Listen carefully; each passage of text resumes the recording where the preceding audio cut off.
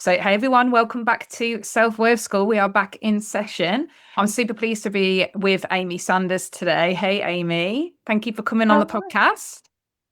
thank you. Thank you for having me. I'm excited to be here with you and your listeners.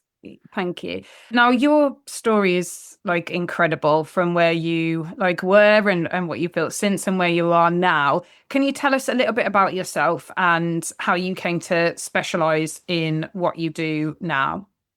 Yes, it's always a hard question to answer because I feel like it goes back so far. So I'm going to do it as in as short of words as I can.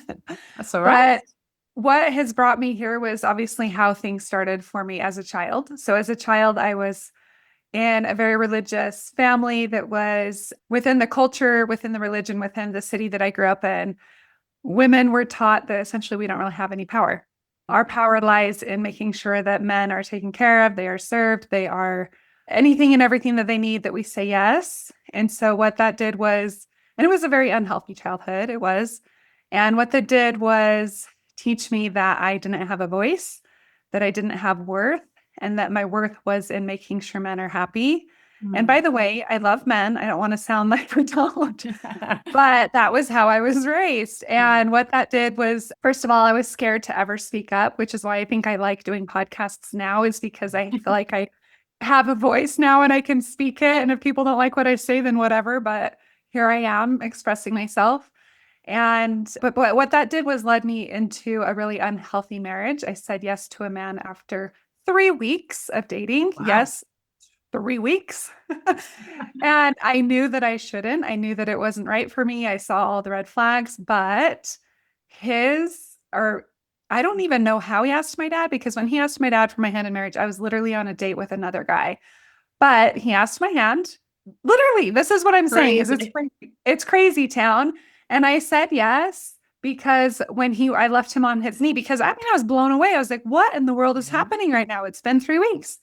And I was like, well, I mean, the only thing I could think of is, well, did he ask my dad? Because surely he hadn't. And he said, well, yeah, I did. And he said, if it's okay with him, if it's okay with you, it's okay with him. And I immediately felt like I had to say yes, because here's the man who's asking me. And Mm. also the man in my life had told me, that you fall in line, you say yes. And he had approved. So what do? You say yes. At least Mm. that's what I did. And what that did was lead me into an extremely unhealthy, toxic marriage, uh, abuse, all the things in there, 3 kids. Felt like I couldn't divorce because you don't do that in this religion.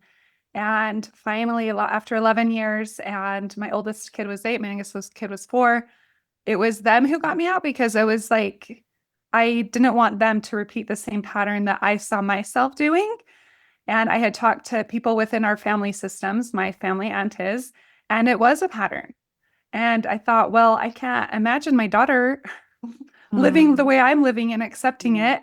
And I sure don't want my boys to think this is okay. So, because of the love of them, I gave myself enough strength, I guess, to get out, which was really hard. And from then, I became a really broke single mom. When I say broke, I mean like I was so broke. So broke. I was making deals with my landlord. I had too much pride to ask the government for help. But that's where I picked myself up and really started doing a lot of work. At the time, I was a fitness instructor and a personal trainer. And so I did have kind of that rah rah where people thought I was cool in the gym. Yeah. And so that I was like, well, if they think I'm cool, maybe I am. Anyway, so I continued down that path. I eventually remarried, and within 5 years, I married broke. I think that's important to say because both of us were broke. And within a few years, we'd completely built our life to a dream lifestyle that most people just dream about. And I was so obsessed with, along this whole journey, obviously, I was so obsessed with patterns and what makes people do what they do. And that's essentially what landed me here. And I absolutely love it. So there's my long but No, shortened version of my story. love it. And, when we talk about kind of breaking patterns and noticing patterns, both of us as coaches know that that's like such a huge part of, how we help people and what a lot of the work that we probably did ourselves as well. But one thing I tend to hear a lot of women saying all the time is like, I know what I need to do. So why do I keep getting in my own way? Like, why am I not doing it? Why do you think so many of us repeat the same behaviors, even though we know that they're not serving us? Yeah. Well, our brain's job isn't there to make us happy.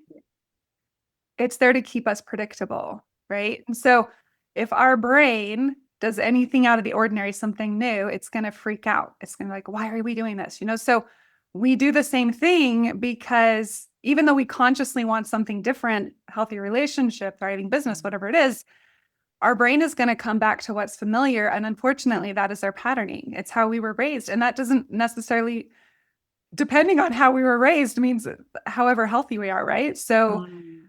our brain will always do its like steady job of keeping us safe, which doesn't mean it's actually keeping us safe, but it's what No. we think. It's what it thinks it's doing. Yeah. So it just creates this loop that we keep doing the same thing over and over, and it can feel like we're crazy. Yeah, it's something I speak about a lot in my work and in, previous podcasts, this idea that our brain, like you say, it's looking for certainty, it's looking for safety, it's looking to be able to predict what's going to happen next. And it's also looking for that familiarity because that's where the certainty is. So, yeah, even if it isn't something that you want to do, it's almost like this is the pain that I am familiar with. So I'm going to Exactly. stay here, even though it's not a pain that I want, because at the moment, the pain of doing something else or having that new pattern feels more painful. So you talk a lot about these default identity patterns that we have. Can you Yeah. explain a little bit about what those are? Yes. So I call it the default identity loop Hmm. because it is a loop. We have a trigger, something happens, whether it's a trauma trigger or just a trigger in general, and we attach a meaning to it. And from that meaning, there's always an emotion that comes up, right? And there's your action, there's your result. But the problem is when we attach that meaning and the rest plays out, the result, the action, everything, we reinforce that identity. Yeah. And so what that looks like is say a woman is excited about this job opportunity or something. She's like, okay, I'm going to do the thing. Maybe she's going to have an opportunity to actually do the video, do the launch, do whatever it is. But the meaning that she attaches to it is like, what if I put myself out there and I get rejected? What if Hmm. someone rejects me? What if someone doesn't really want what I have to say, even though maybe all these other people do? Yeah. And that feeling of emotion, like that emotion that comes out, that anxiety, that doubt, that overthinking, everything that comes up, she rewrites the actions that she might take as she rewrites the post 10 times. She delays the launching. She buys another course. Like maybe I just don't know enough. If I consume more information, then everything will be okay. And I'll finally feel like I can go do that video, right? She waits until she's more ready. I mean, we see this all the time. I'm doing Mm. it specific to this launch, but at the end, nothing changes. Her result is that it's the same and her business stays where it is. And then her default identity, her brain says, see, maybe you're just not that kind of person that should do that thing. Maybe you're not the person that succeeds. And that creates the loop of the Yeah. identity. Yep. It updates again. And it's kind of, I like to think of our brains kind of as a computer. I don't know if you do the same thing, No, but I do. I do. I talk about that belief loop as well and how it starts with, like you say, those beliefs, and then that, creates your behavior, and then your behavior creates your actions, and your actions create your results. And then those results then reinforce, it that reinforces belief, or everything. for you, for you, like that identity of how we see ourselves. And it's that self-image, isn't it? It's so, it has such a huge effect on how we show up, and like you say, those behavioral patterns for sure. But yeah, it is a bit like a computer in terms of it's like an emotional computer, isn't it? It's like it's making almost very logical decisions, but based on this very emotional data. Yes. I mean, but the good news, the thing we talk about it all the time, right? You coach, I coach. We have a lot of coaches that talk about it. But the good news is that our brain really can be rewired at any time. We Mm. can continually rewire up until our 80s. And so if we're feeling stuck, just remember that it's just a feeling. Yeah. It does not mean that it's true. It doesn't have to be true. And that's when we can pivot and start to do something different. Like we don't have to believe what our brain brings us. Yeah, absolutely. Yeah, I love that line. Don't have to believe what it brings us for sure. And sometimes it protects us. I'm just going to like say this. I wasn't planning on saying this, but so the other day I was doing some deep reflection, and our brain wants to keep us safe, and our brain will try to protect us where it can, which includes sometimes we forget certain things that happened on purpose to protect us. And I just uncovered this thing. It was literally on Sunday. I was outside in my backyard, laying out in my pool, and I was doing some like processing. And I realized that early on in my marriage, something had happened. My husband had a certain job that I had completely blocked out. Now he was making $0 at the time and he kept it for months. And I had a new baby. And I remember at the time, like when I finally remembered it the way it was on Sunday. By the way, that was 21 years ago. Wow. It's like my brain now finally said, okay, now you can remember this the way it was.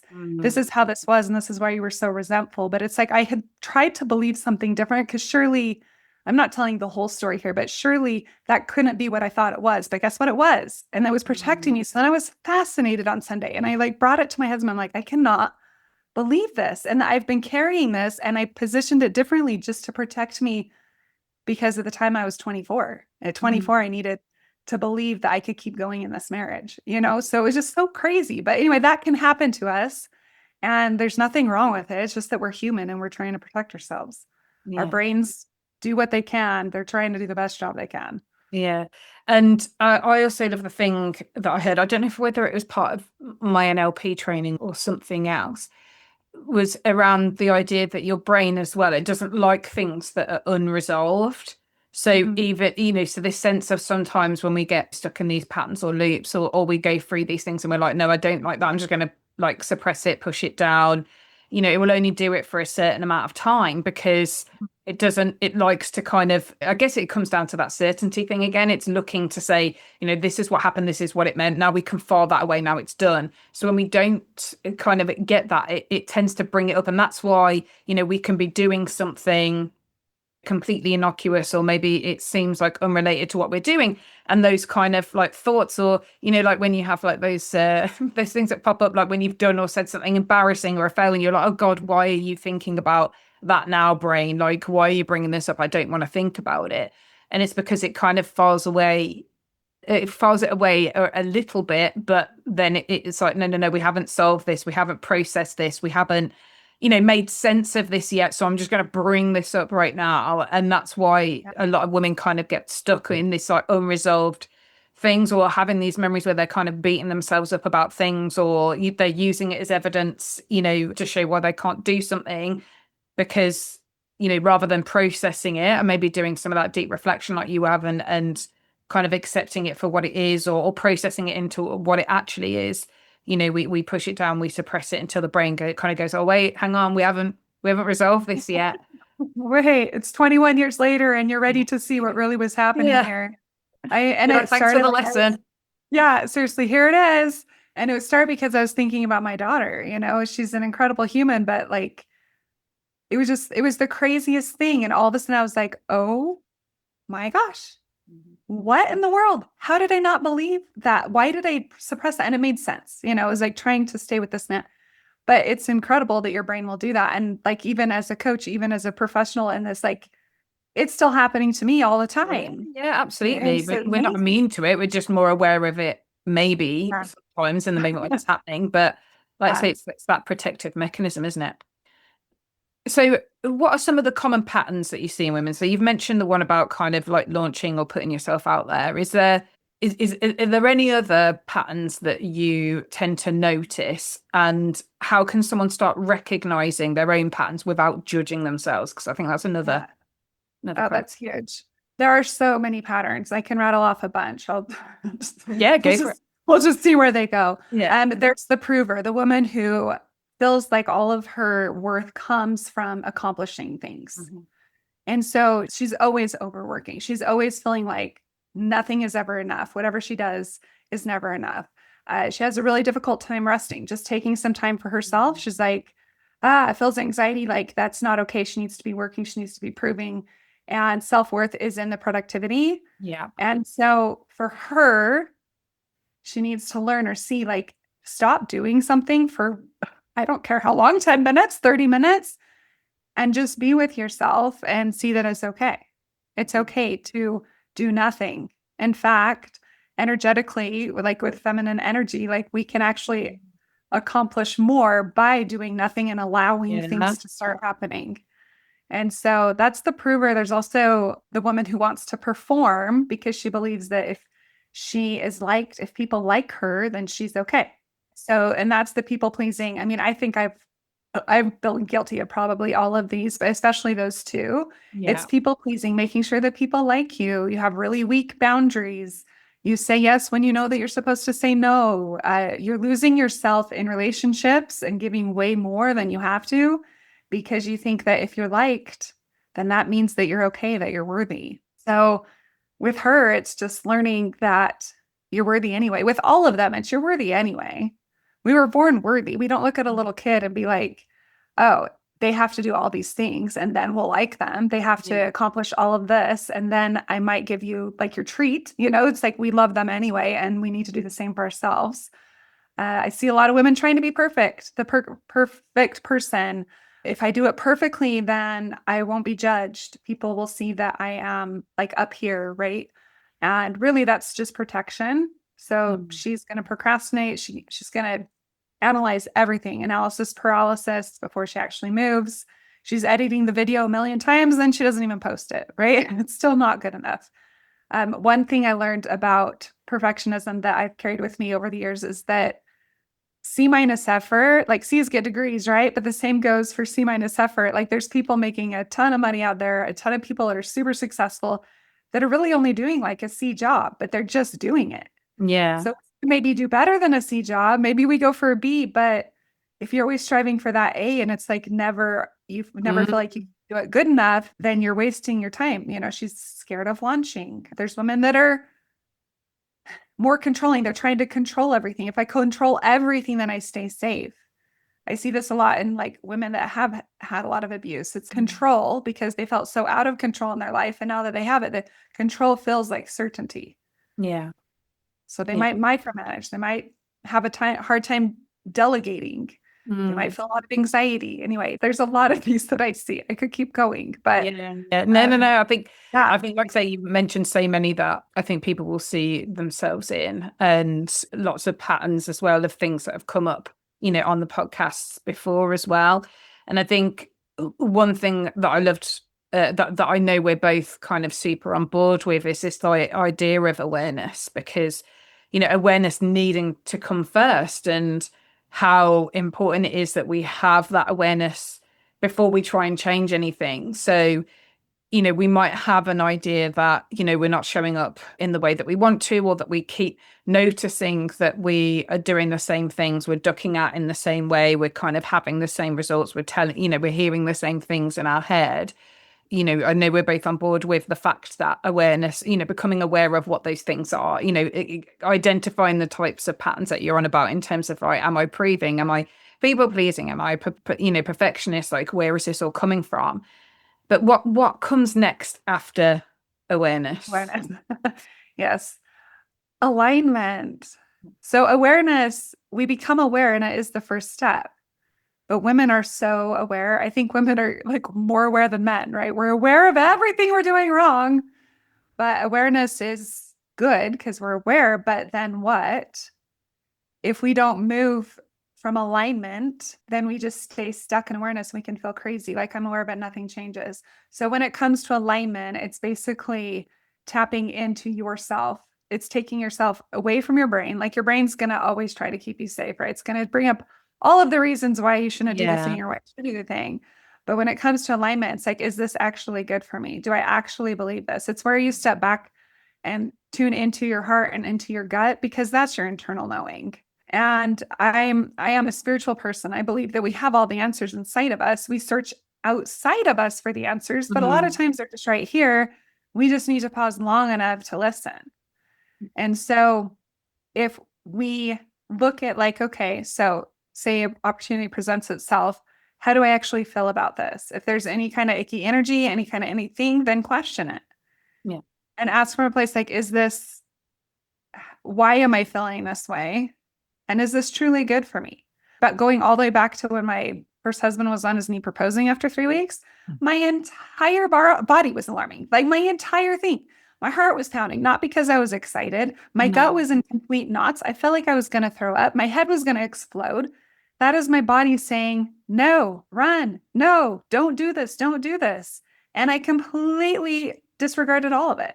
But that's your body. Your body does know, but we do need to tap back into our body to ask. and then move from alignment. It might be that you need to totally pivot what you're doing in your life, and that's okay. But when you're in alignment, things get to happen easier for you. It feels good. You might be putting in the same effort, but you're getting further because it is working for you. You are in flow, and alignment's going to look different for you than it's going to look for me because we're different people. But it's tuning inward and listening long enough to have an answer that comes from your heart and gut that's like in alignment with what your soul wants for you. Yeah. I think that's such a great point about not listening to your body, because I think women get so used to feeling those like tense feelings or that nervousness and not necessarily trusting like what they mean. Mhm. And when you were saying these things, because I'm quite a spiritual person as well, and I was thinking about, I can't remember the term that they use, but Abraham Hicks talk about using like your emotions as like your emotional guidance Right. system is what they call it. Yeah. And obviously your emotions are like physical things that you feel in the body, right? And I think women might, that, like I said, they're very aware, and so they might get a little bit cerebral about trying to change it without actually kind of sitting in the body and saying, like, where do I feel this? Like, what Yeah. is this telling me? Um, and that's not even just a spiritual thing. Like that can be a scientific thing, right? But your Yes. body's True. firing off all of these, signals, whether you're tense, whether you're feeling in a certain way.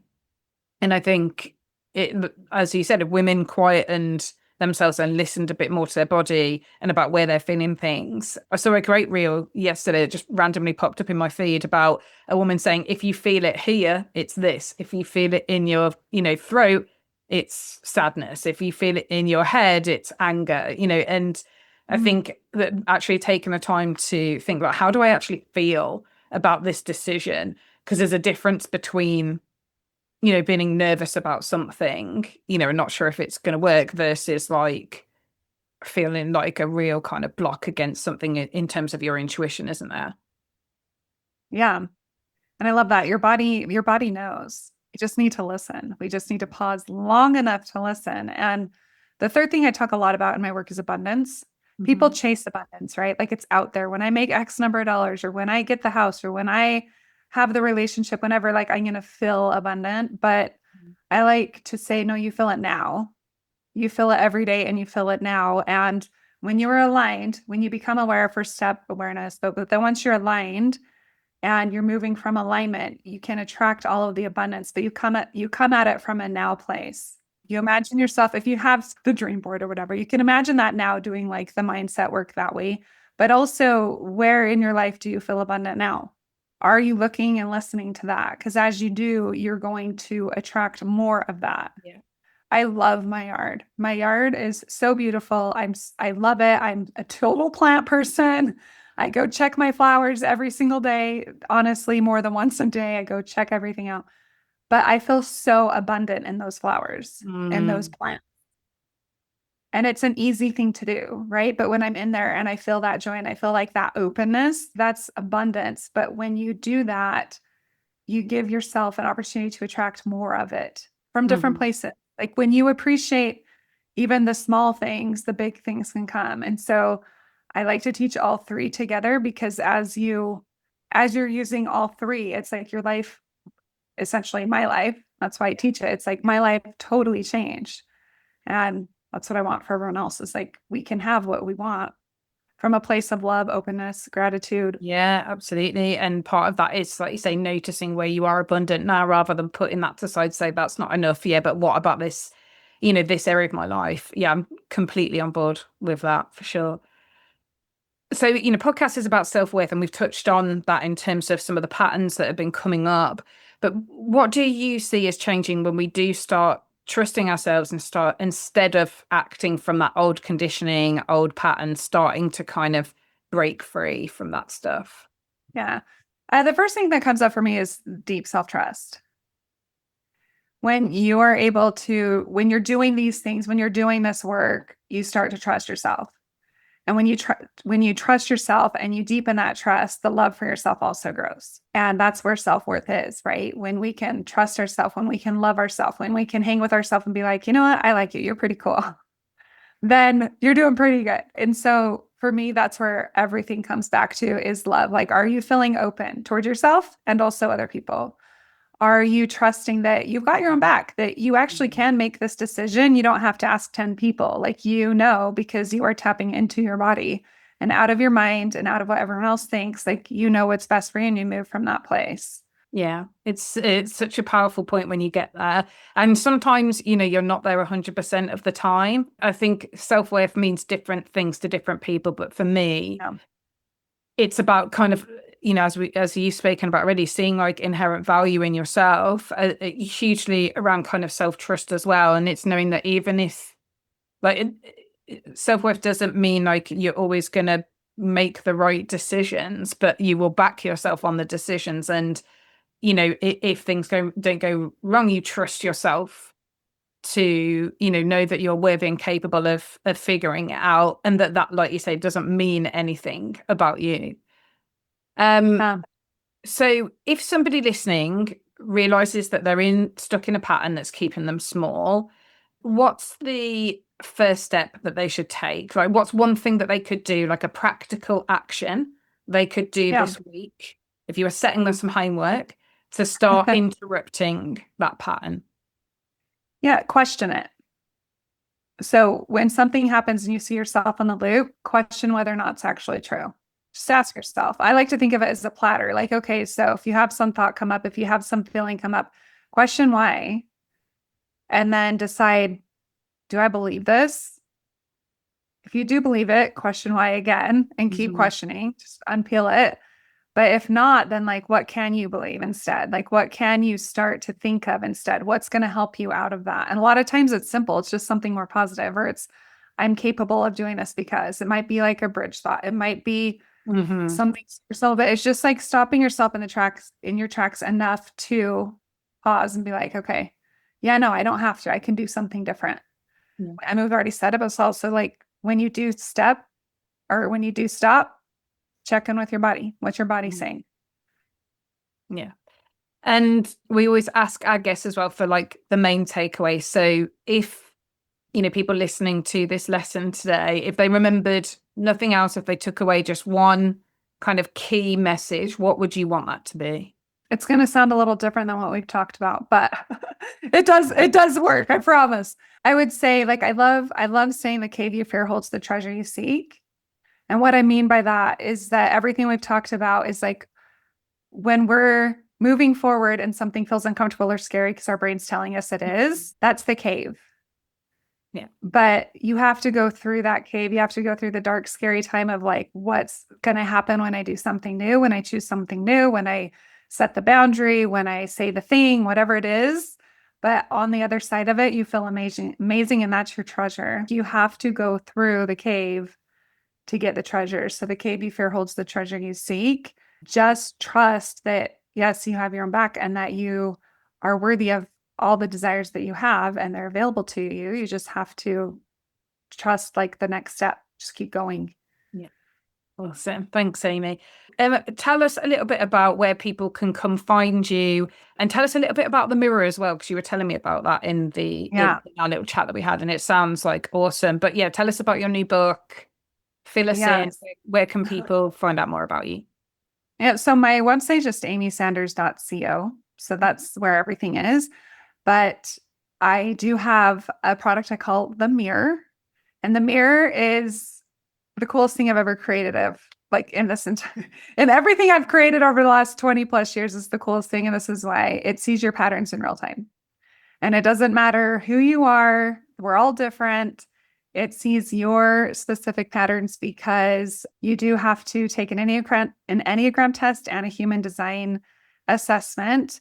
And from there, I also is backed by my unblocked method, which we kind of hit on a little bit. That's where the default identity loop is and the teaching methods. Anyway, so it has all those methods combined and it literally sees your patterns in real time, shows you what they are. It doesn't let you out of the mirror until you are making a clean move. And so from that clean move, it helps you get out of all the different patterns that you're running. So you can bring anything to it, literally anything, and it essentially sees your crap and then helps you through it. So it's not an AI chat bot that agrees with you at all. It's something that's so much more powerful that's going to help you Oh, So yeah, we're excited what for everything that it's amazing. doing for the people. Yeah, amazing. And we'll share some details and links in the show notes in case anybody wants to find out more about it. And tell us about your book as well, Amy, because you've got a new book coming out, haven't you? Yeah. So I have a new book coming out in September, mid-September, and it is called Unblocked.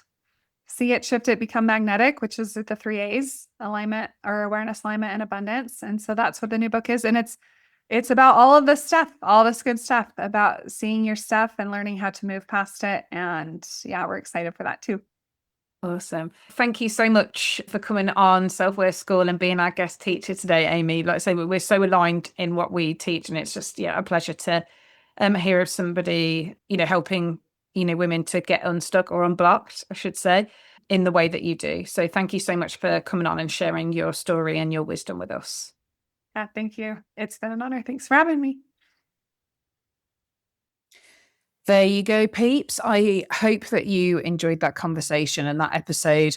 What I really loved about it was that I think it's such an important reminder that the things that you keep doing aren't necessarily who you are. They don't make part of your personality. The overthinking, the proving, the people pleasing, the perfectionism, the constantly asking other people what they think before you trust yourself. They can be patterns. And once you can see a pattern, you can start questioning it and choosing something different.